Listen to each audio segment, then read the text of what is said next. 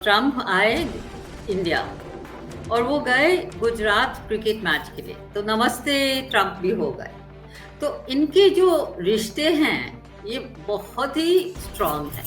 Trump बात कर रहे थे सोशल मीडिया से और सब, तो सब लोग उनको पूछते थे कि आपको अगर एक वर्ल्ड लीडर आपको अच्छा है और आप समझते हो वो बहुत ही अच्छा काम कर रहे हैं, वो कौन है? तो हमेशा मोदी का नाम लिखते थे। वो किसी और वर्ल्ड लीडर्स का नाम नहीं ले रहे, सिर्फ मोदी का नाम ले रहे हैं। Modi is actually a very good leader in for the Asian continent. जय हिंद, नमस्कार। मैं अंबर जैदी स्वागत करती हूँ आप सबका एक बार फिर से आज के खास कार्यक्रम में। और आज हमारे साथ एक खास मेहमान है आश्री वर्मा, जो ऑथर हैं, जर्नलिस्ट हैं और मोदी मैजिक। उन्होंने एक बुक लिखी है, अमेरिका में काम कर चुके हैं, भारत में काम कर रही हैं। उनसे हम मोदी जी और ट्रंप की जो एक पर्सनल डिप्लोमेसी की काफी चर्चा हो रही है उस पर हम बात करेंगे, क्योंकि उन्होंने मोदी जी के ऊपर किताब भी लिखी है। बहुत बहुत स्वागत है आपका आश्री जी। जय हिंद, नमस्कार। नमस्कार Amar ji, thank you for your good work. I am a big fan of yours. Thank you so much, thank you. Ashley ji, आज हम बात करने वाले हैं क्योंकि प्रधानमंत्री मोदी अभी अमेरिका से वापस आए हैं और उस विजिट की काफी चर्चा हो रही है, ऐतिहासिक चर्चा है। और ऐसा माना जाता है और ऐसा होता भी है कि जब यूएस प्रेसिडेंट चुनकर आते हैं तो स्टार्टिंग के जो हफ्ते होते हैं उसमें वो जो उनके बहुत क्लोज अलाय होते हैं उससे मुलाकात करते हैं, जैसे कि जापान या फिर हम इजराइल की बात करें। और वो सब हमें दिख भी रहा है शुरुआती के हफ्तों में प्रधानमंत्री मोदी से मिलना। ये बड़ा डेवलपमेंट है और ये दिखाता है कि भारत और जो अमेरिका है उनके रिश्ते खासतौर से अंडर प्रेसिडेंट ट्रम्प्स एडमिनिस्ट्रेशन कितने क्लोज हैं। तो सबसे पहले तो मैं आपसे जानना चाहूंगी कि शुरुआती हफ्तों में प्रेसिडेंट ट्रंप ने मुलाकात की प्रधानमंत्री मोदी से, इसको किस तरह से देखा जाना चाहिए और क्या कुछ मतलब इससे निकलता है? अच्छा, इसके बारे में हम थोड़ा पीछे जाने चाहते हैं कि जी। आप जानते हो कि जब पहला ट्रम्प टर्म था तो Modi was very close to Trump. उन्होंने एक बड़ा, जैसे उनका मोदी का जो आउटरीच होता है अपने लोग के साथ बाहर, तो उन्होंने ये हाउडी ट्रम्प जो ह्यूस्टन में हुआ था, वहाँ actually it was Modi's thing meeting his 15,000 people in a 15,000 Indians in a stadium, मगर वो ट्रम्प को बुलाया और वो हाउडी ट्रम्प हो गया। उसके बाद मोदी भी ट्रम्प आए इंडिया और वो गए गुजरात क्रिकेट मैच के लिए, तो नमस्ते ट्रम्प भी हो गए। तो इनके जो रिश्ते हैं ये बहुत ही स्ट्रांग है। आई फील के actually Trump looks up to Modi as a very as a very powerful leader. तो उनका काफी रिश्ता बन गया था फर्स्ट टर्म में। और उसके बाद आप जानते हो बाइडेन आए और रिश्ता तो चलते रहता है इंडिया और यूएस का, तो उसमें कोई प्रॉब्लम नहीं था। मगर ट्रम्प जब भी इस टाइम जब वो बात कर रहे थे सोशल मीडिया से और सब, तो सब लोग उनको पूछते थे कि आपको अगर एक वर्ल्ड लीडर आपको अच्छा है और आप समझते हो वो बहुत ही अच्छा काम कर रहे हैं, वो कौन है? तो हमेशा मोदी का नाम लिखते थे। बोलते Modi is one of the finest leaders, he is brought India up to such a amazing place. ऐसे ऐसे उन्होंने काफी बोला जब वो इंटरव्यू कर रहे थे बिफोर ही बिकेम प्रेसिडेंट। तो उसमें से हमने कहा, मेरे मन में यह हुआ कि वो किसी और वर्ल्ड लीडर्स का नाम नहीं ले रहे, सिर्फ मोदी का नाम ले रहे हैं। और ये होगा क्योंकि ही जेन्युइनली एडमायर्स मोदी। वो सच्ची में सोचते हैं कि Modi is actually a very good leader in for the Asian continent. और फिर आप देखिए कि हमारे यहाँ क्या अभी बांग्लादेश, वहां तो लीडरशिप है नहीं। पाकिस्तान वहां भी पता नहीं क्या चल रहा है, रोज एक एक के बाद एक कुछ और हो रहा है। अफगानिस्तान तो I mean it is under the Taliban, मगर इतना स्टेडी नहीं है। तो हमारे लिए I think he thinks, Trump सोचता है कि मोदी हमारे साथ काम कर कर ये सब जो लड़ाई जंग है जो भी हो रहा है, ही विल मैनेज इट। तो इसीलिए मैं सोचती हूँ कि इस टाइम ना it will be different, it will be much more powerful. और मोदी ट्रम्प प्यूटन से भी मिले, वो जेलेंस्की से भी मिले, and they know that he's in touch with Netanyahu. तो इस सब में and Trump wants to stop all wars. वो वो बोलते रहे कि अगर हम होते तो ये यूक्रेन रशिया कभी नहीं होता। एक और चीज उन्होंने कहा था जो पता नहीं आपको याद है कि नहीं। उन्होंने कहा अगर हम प्रेसिडेंट होते सेकेंड टर्म में, I would never have allowed Russia to go into China's lap. अभी वो जानते हैं कि चाइना और इंडिया के साथ चल रहा नहीं, काम ही चल रहा नहीं, और we may have trade and all that. अच्छा, दूसरा इंपॉर्टेंट चीज that is very important is that he actually wants India to step up and be a supply chain, in the supply chain. अभी हमारे लिए भी ये अच्छा है, पर we have to really work hard, and I think यहाँ Trump हमको मदद करेगा, because he also doesn't trust China. और कोई भी ट्रस्ट नहीं करता वैसे तो चाइना, उनके पड़ोस भी उनको ट्रस्ट नहीं करते हैं। तो ही फाइंड्स दैट अच्छा इंडो पैसिफिक इन क्वाड ये सब उन्होंने करवाया पहले दफा, बाइडेन कंटिन्यूड इट, पर बाइडेन ने कुछ पुश नहीं किया इतना। तो इस टाइम इसमें पुश होगा कि आप हमारा सप्लायर बनाइए, हम भी उनसे लेंगे सामान, मगर अगर हम जैसे जो चीज वो चाइना से लेते हैं अगर हम वैसे प्रोवाइड कर सकते, we can't provide the rare earths but other चीज अगर हम प्रोवाइड कर सकते, दे वुड प्रेफर कि हमसे ले। तो ये हमको मानना पड़ेगा।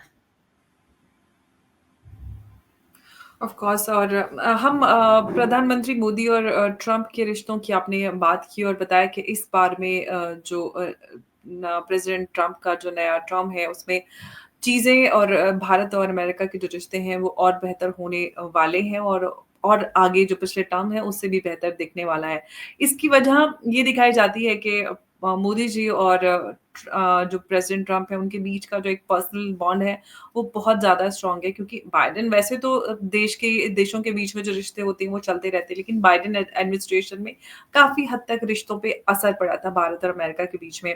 कई सारी चीज़ें जो एंटी इंडिया थी नेबरिंग कंट्रीज़ में हमने देखी, जो रिजीम चेंज ऑपरेशन बांग्लादेश में हुआ, इनफैक्ट पाकिस्तान में भी रिजीम चेंज हुआ, और जिस तरह से एक होस्टाइल नेबरहुड आस-पास भारत की डेवलप हुई, और कहीं न कहीं जो चाइना का झुकाव रहा, चाइना की तरफ झुकाव रहा बाइडेन एडमिनिस्ट्रेशन का, तो वो सारी चीज़ें अब एकदम से बदलने वाली हैं भारत के लिए।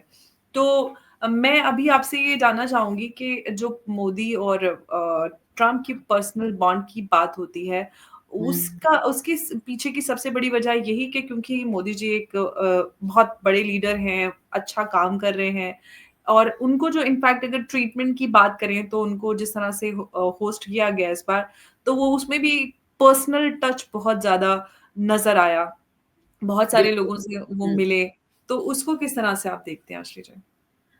एक्चुअली मैं हैरान हो गई, because I was not being, जैसे वो मिले ट्रम्प से मोदी, वो तो झप्पी लगाते हैं दोनों, मगर उन्होंने बोला और हमने देखा उनके आंख में, I miss you, I really miss you. Trump बोल रहा है मोदी को, बताइए, उसने किसी को भी ऐसा नहीं बताया बोला, पर मोदी के लिए उन्होंने बोला आई रियली मिस यू। उसके बाद लोग सोच रहे थे इंडिया में, अरे हमारे ऊपर ये टैरिफ लगाएंगे, देखो उन्होंने कनाडा से ऐसे किया और मेक्सिको से ऐसे किया, उसकी बात ही नहीं हुई। व्हाट वाज द सब बात ऐसे हुआ कि we will have a good trade relationship. हम देखेंगे कहाँ कहाँ इट्स बेनिफिटिंग अस, आप देखिए कहाँ का इट्स बेनिफिटिंग यू, और दोनों के लिए फिर विन विन होगा, बैलेंस होगा। ये भी मोदी चाहते हैं, ये भी इंडिया चाहती है। तो इसमें आई डोंट थिंक कि वो जो ट्रम्प बहुत बहुत ही इंटेलिजेंट आदमी है, और उनको पता है कि मोदी ने क्या किया, और वो प्रेफर करते हैं एक्शन टू वर्ड्स। और काफी चीज मोदी ने उनको, वो देखते हैं, वो सुनते हैं कि क्या हो रहा है इंडिया में, इंडियंस कैसे ऊपर जा रहे हैं अमेरिका में, उनके अपने कैबिनेट में इंडियंस हैं या हिंदूज हैं। तो आप सोच लीजिए कि उनका इंडियंस, हिंदू, मोदी, ये सब, ये जो उनका जो व्हाट शुड आई से ट्रस्ट फैक्टर बहुत है। और लॉयल्टी और trust factor are two things जो ट्रम्प चाहता है कि इस टाइम हमें चाहिए, क्योंकि 4 साल हैं, 4 साल में हमको बहुत कुछ करना है। जब वो पहले आए थे तो वो आउटसाइड द बेल्ट वे थे, जैसे यहाँ लुथियंस दिल्ली कहलाता है ना। जैसे जब मोदी पहले आया था प्राइम मिनिस्टर बनकर, तो ही वॉज आउटसाइड लुथियंस दिल्ली, उसको सब कुछ सीखना पड़ा।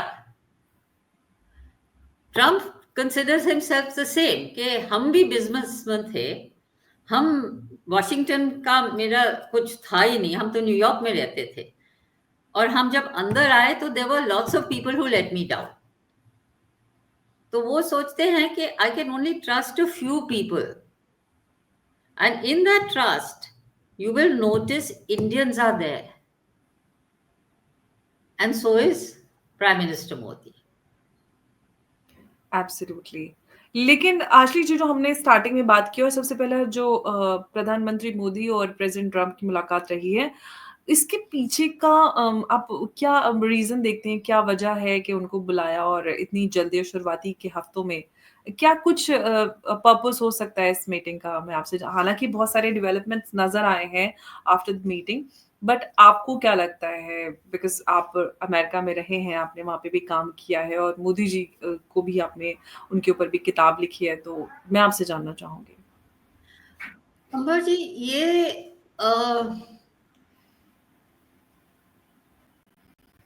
इसीलिए ऐसे, माय फीलिंग इज कि मोदी को इसीलिए बुलाया था क्योंकि वो ट्रम्प जल्दी में है कि कोई पीस हो मिडिल ईस्ट में, और पीस हो रशिया यूक्रेन में। अभी ये तीनों जगह में we have tried, Modi ji has tried to do lot of stuff, पर हमारे पास, इंडिया के पास इतना वो वजन नहीं है कि हम जाकर बोले दोनों को आप रोक दीजिए कल। ये वॉर तो प्रॉक्सी वॉर था ना, एब्सोल्युटली। यूक्रेन को इतना दोनों ही पैसे, प्रॉक्सी हैं ऑफ कोर्स, दोनों ही। हाँ तो बिल्कुल, और इतने पैसे मिले, इतने पैसे मिले, इतने आर्म्स मिले यूक्रेन को, और आधा तो वापस जा रहा था अमेरिका। अभी ये ट्रम्प को पता लगा, हुँ। And he doesn't want it. अभी उसको इकोनॉमी को ठीक करना है, अमेरिकन इकोनॉमी, उसको एम्प्लॉयमेंट करवाना है, he wants businesses in America. और एक और चीज हम बताएंगे आपको अंबर, पहले Chinese used to buy businesses in America, अभी वो चाहते हैं कि इंडियंस आकर बाय बिजनेसेस इन अमेरिका, और ये हो रहा भी है। महिंद्र कार्स का एक प्लांट है, बहुत ही चीज है जो जिसमें हम आईटी में सब में हमने बिजनेसेस खरीदे हैं अडानी वहां। भी अब वहाँ पे इन्वेस्टमेंट करने की बात बिल्कुल, कर रहे हैं। बिल्कुल यही होगा। तो देखिए वो कहाँ कहाँ सोच रहे हैं, वो बोल रहे हैं अच्छा बिजनेस के लिए ठीक होगा। इंडियंस आएंगे। डिफेंस कॉर्पोरेशन की बात है, वो हाँ, भी। Defence corporation. फिर उन्होंने ऑल्सो बोला कि free and this thing in the Pacific, you know we want to have a trade and freedom in the Indo Pacific. ये तो चाइना के ऊपर है ना, नाम लेने के, नाम तो लेना नहीं पड़ता है जब आप इतना बोल दोगे। तो we want to strengthen Quad, है ना।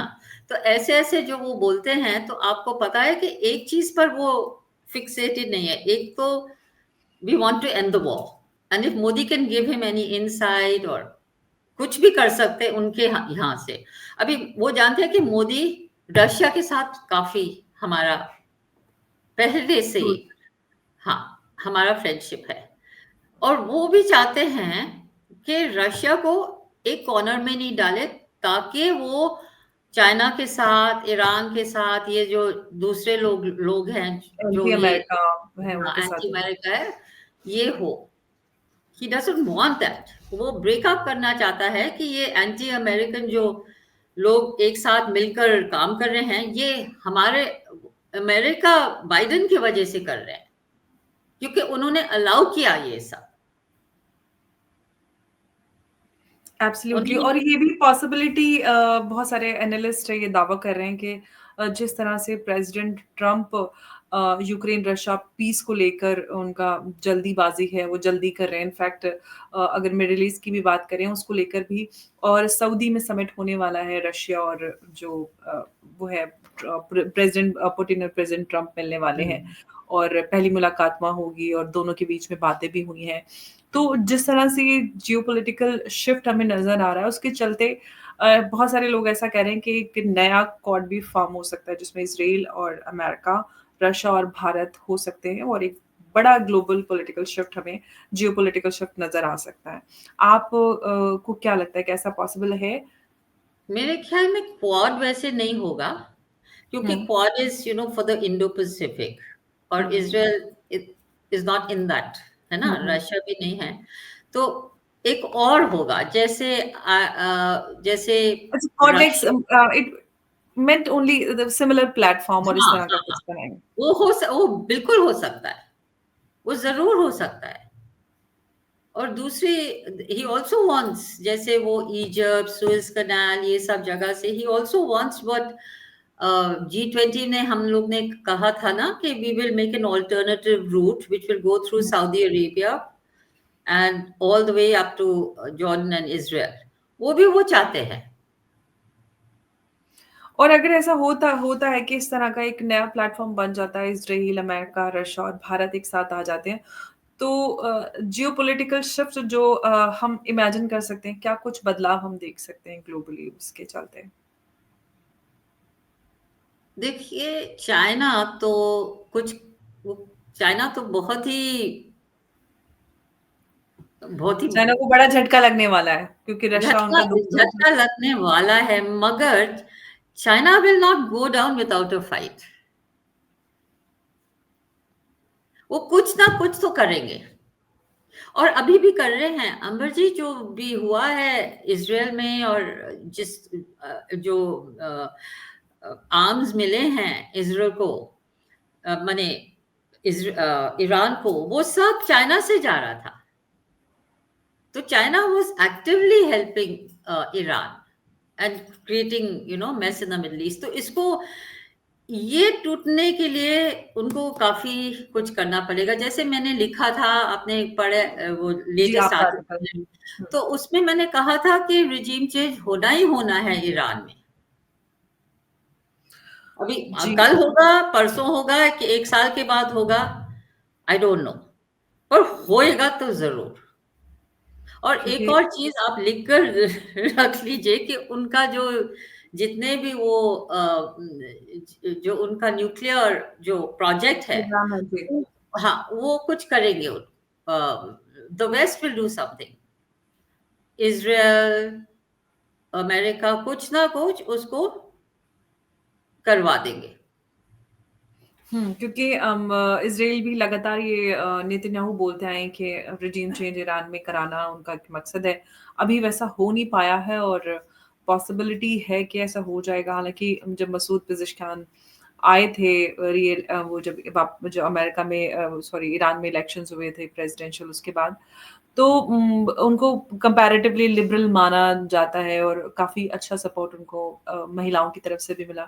लेकिन जिस तरह से सिचुएशन डेवलप हुई तो और वो क्योंकि वो कहते थे कि हमें अमेरिका से बात करनी चाहिए और रिश्ते, ट्रेड रिलेशन ये सारी चीज़ें करना चाहिए, लेकिन वैसा कुछ हो नहीं पाया क्योंकि सारी सिचुएशन इतनी ज़्यादा एस्केलेट हो गई और सारा कुछ जो हुआ उसके चलते। लेकिन आगे कैसे सिचुएशन डेवलप होगी, रिजीम चेंज होगा तो क्या अल्टरनेटिव है, कौन हो सकता है और आगे। जी, ईरान में एक तो वो शाह का बेटा है, जो जी। अभी काफ़ी इंटरव्यू दे रहे हैं सब जगह। हुँ, मगर जो भी होगा वो they will not come on, जैसे यूनुस को भेज दिया बांग्लादेश में, वैसे नहीं होगा। जी। Of the course will, proper. हाँ, हाँ। तो उन्होंने ऐसा करना है कि जो भी आप लोगों को चाहिए, आप इलेक्शंस करवाइए। पर उसके पहले ये जो मुल्ला रिजीम है उनको निकालिए, उनको निकाल देंगे। और जो भी इनका जो वो कहते हैं ना आईआरजीसी, हुँ, उनको भी वो डिफैंग करेंगे। उनका उनका भी और वो भी लोग शहरी है। वो उन्हों अब आजकल ईरान में बहुत ही प्रॉब्लम्स हैं, खाना पीना, इलेक्ट्रिसिटी, सबका। तो वैसे ही वो चल रहा है अंदर से। तो जब पब्लिक भी आपके साथ नहीं है, हुँ, तो कितना आप दबा सकते हो आर्मी के साथ। एब्सोल्युटली, और एक चीज है, ईरान में बहुत पढ़े लिखे लोग हैं। और एब्सोल्युटली। वो, हाँ, और वो सब जानते हैं कि देखिए, दे डोंट कंसिडर देमसेल्व्स कि हम अरब है, ये हैं। दे कंसिडर दैट हमारा तो 5,000 6,000 साल का हिस्ट्री है। हम of course, civilisation, Persian civilisation, और काफी लोग उसके पीछे, उसके वो चाहते हैं। वो नहीं चाहते एब्सोल्युटली। हैं कि हम ये दुनिया में रहे जहां सबको हमारे ऊपर थूकेगा।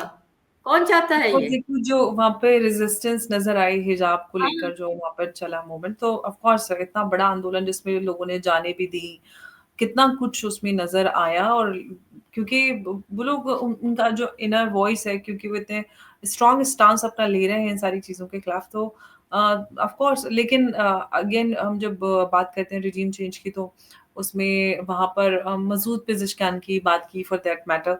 तो कौन? सॉरी। इवेंचुअली जो मसूद पिज़िशकियान जो अभी वहाँ के करंट वो हैं प्रेसिडेंट।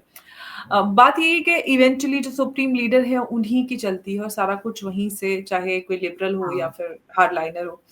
तो अब कैसे सिचुएशन ईरान में बदल पाएगी ये भी अब हम आगे देखेंगे। लेकिन रिजीम चेंज को लेकर ईरान के नेतन्याहू ने भी काफ़ी बार बात कही है। नहीं, ईरान सबको ही का क्या। कहते हैं अभी। वैसे तो काफी जो यूरोपियन यूनियन वाले हैं वो भी थक गए। एब्सोल्युटली। हाँ, इतना तो लंबा और सब कुछ हो हाँ, गया है। तो अभी तो जैसे ट्रम्प ने बोला कि हाँ, हम गाजा को सफाई, लोग को वहां यहाँ वहां से भेज देंगे और उसको बिल्कुल अच्छी तरह से बना देंगे, फिर लोग आ सकते हैं वापस। ये सब तो अभी, ये तो प्रपोजल है। प्रैक्टिकली क्या होगा वो अभी प्रैक्टिकली टाइम तो लगेगा और ऑफ कोर्स ये सारा पूरा टाइम टेकिंग प्रोसेस है। बिल्कुल। रशिया यूक्रेन को लेकर अगर यूक्रेन के रीडेवलपमेंट की बात की जाए वो भी बहुत टाइम लगेगा। और कई सारी चीज़ें अभी तो ख़ैर पहले सऊदी अरबिया में मुलाकात होगी, उसके बाद कब कैसे-कैसे क्या होगा।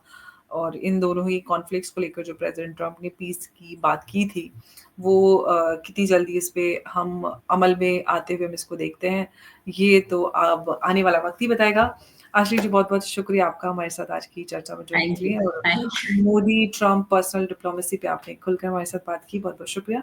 जय हिंद, थैंक नमस्कार। यू। थैंक जय यू। हिंद। जय हिंद।